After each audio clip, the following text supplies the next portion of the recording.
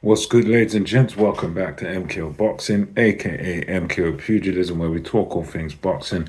Like and subscribe on YouTube, follow me on TikTok, all that good stuff. So let's get into it. So it's about the third day now of fight week, the Wednesday of fight week, and I'm really looking forward to this Crawford Canelo or Canelo Crawford coming up on this Saturday. Should be exciting, should be good. And in this video here, I'm just wanting to look at some of the keys to victory for Terrence Crawford. Just ideas that I have in my head, ideas about how the underdog can win in this fight. Because I think, yes, Canelo's going to be the betting favorite. He's big betting favorite in this. Something like, I think, 2-1 odds are on Canelo. So yeah, he's a favorite to win this fight. But he's in there against a supreme talent in Terrence Crawford. And this one, I just want to talk about some things that I think will be keys to victory for Terrence Bud Crawford. So how exactly can Bud pull it off? So yeah, first of all, I think being high volume is going to be a key to victory. If Terrence Crawford hopes to win this fight, I think he's got to throw punches in bunches. The volume has got to be high. He's got to be busy in this fight. I don't think he can afford to sort of slack or be lackadaisical in this fight. I think he's got to be busy, punches in bunches, combination punching. I think that's going to be a very important thing that he's got to do in this fight. He's got to throw volume, because the chances are, if you're low volume against Canelo, it comes to the judges' scorecards, Canelo's going to get the rub of the green in that sense. So that's the first thing, I think, high volume.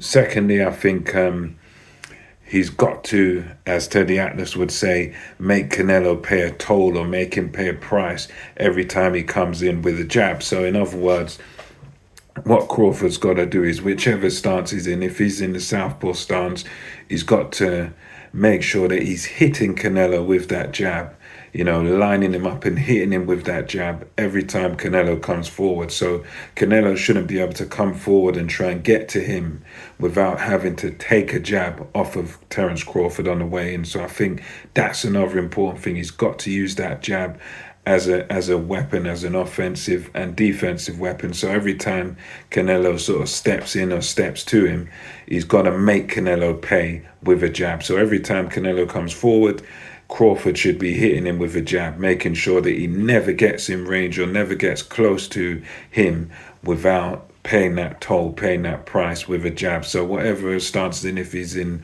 orthodox stance, it's a left jab, Canelo should get hit with every time he comes in. If it's a southpaw stance, right jab every time he comes in. So he's got to make Canelo pay that toll every single time he comes in with the lead hand.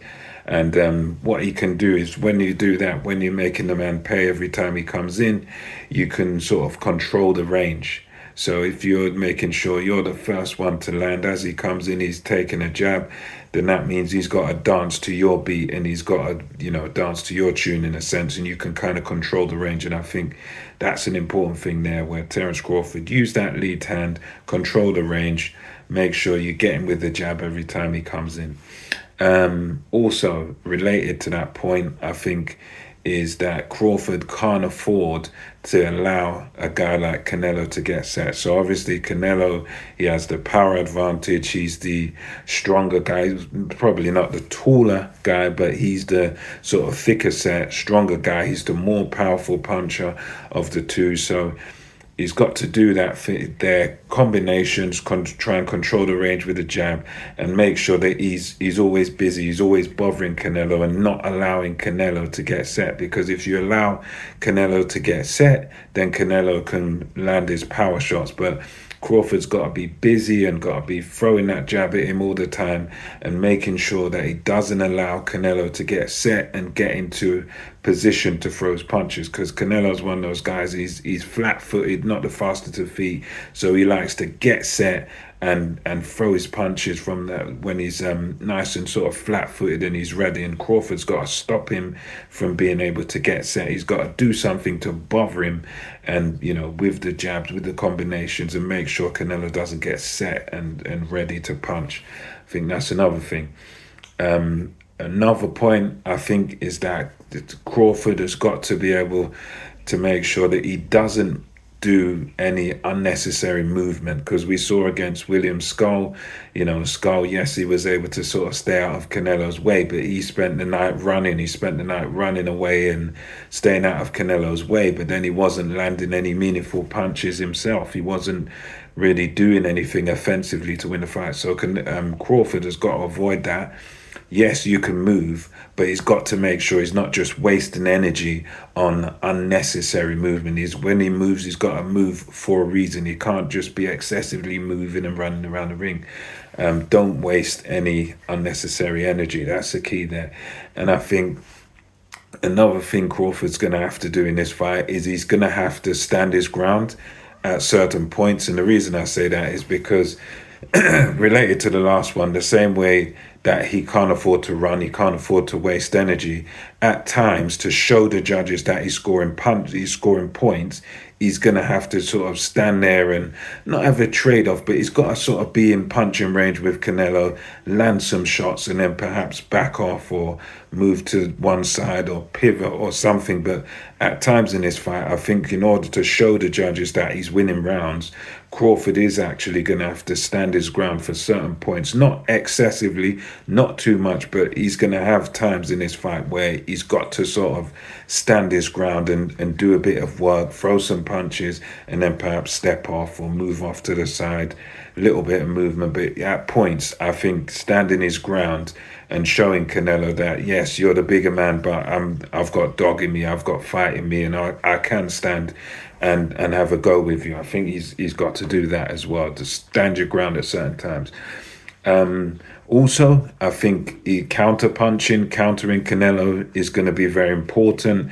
Mayweather showed us a bit of a blueprint, but I suppose that's a much younger Canelo now. Canelo's better and more experienced, but Crawford, I think he's going to counter punching is going to be very important. It's going to be very important to make Canelo miss and make Canelo pay. Make him miss as much as possible in that ring and then counter him. So make him miss a lot and make him pay. So Canelo likes to be low volume, one punch at a time, but you've got to try and make him miss that one shot and then counter him. So make it clear that you're landing the punches and when you do land. So counter punching, very, very important. If he can make Canelo miss and make him pay, so counter him successfully, that's going to be a massive key to success, because then Canelo's low volume already. So if you can make him miss when he does try and punch, then you're on your way to a victory there. And the judges will then be able to see clearly that you're landing a punch. Just similar to the way Mayweather landed on him sometimes. I would also say one of the things Crawford already does well, which is switching the stances. And I think don't switch stances excessively to where you're allowing Canelo to sort of time it. But I think use that switch hitting, use the southpaw stance when you need, orthodox stance when you need. Try to sort of, box in both stances in this fight, and if possible, even confuse Canelo with the switching of the stances. But I think, use that switch hitting and feel Canelo out early, and then, see what stance he feels more comfortable with, and then if he's more comfortable with you as a southpaw, you switch to orthodox and box in that most of the time. If he's less comfortable with the southpaw stance, use that. But I think the switch hitting is going to be important too. So switch and try to confuse Canelo with your switch hitting. And as I mentioned earlier about the movement, Crawford's going to have to use sensible movement if he wants to win this fight. And you can do this because obviously Canelo is a guy that is an exceptional boxer, but the one thing about him, the one weakness, is that he's got slow feet. So I think Crawford's got to use nice, sensible movement. Just be that one step ahead of Canelo. Use that bit of movement so you can expose the sort of slow feet of Canelo. And that's just sort of my thoughts, my little keys to victory for Crawford. I think ultimately, high volume, using the jab, making pay with the jab every time, counter punching, standing your ground at times, things of that nature, along with what else I said there. So let me know what your thoughts are on this. What do you think about the keys to victory for Crawford, and do you give him any chance of winning this fight? Let me know your thoughts, and until next time, it's MKO Boxing, over and out.